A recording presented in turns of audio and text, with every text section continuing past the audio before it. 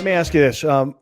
You get this job now, and if somebody called me and said, take over the Cleveland Browns offense, I'd be looking at that roster, particularly of skill guys. And by the way, you've added to that this past offseason in terms of the offensive line. But if I were looking at it from your perspective, I'd be like, look at the talent. Look at the first round talent. Look at the big school. Look at the winning background.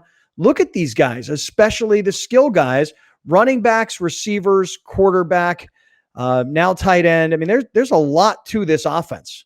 There is, and it's a very talented group. There's no denying that whatsoever.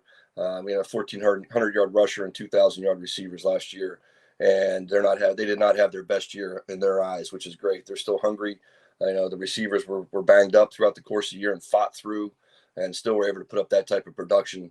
Adding Hooper to the mix now at tight end through free agency, and getting Jack Conklin as a right tackle through free agency. Andy Janovich, who came from Denver, a fullback that we traded for.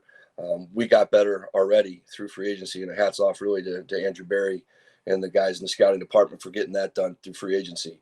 We'll continue to get better through the draft. And then once the dust settles and we get together, hopefully sooner than later, we'll see what we have. But right now on paper, it is a talented group. But as we all know, that doesn't mean crap. We got to put the work in, and we got to be productive and get it done ultimately. And got to overcome the stigma. I know it sounds ridiculous, but I don't know if you watched Hard Knocks a couple of years ago when the Browns were featured. I don't know if you saw it or not. I try not to watch that. Go ahead. No. But it's just, there's a stigma. There are certain organizations where maybe I'm wrong. You tell me, set me straight. When you worked for the Green Bay Packers, you walked in every day thinking, we have a chance to win the Super Bowl.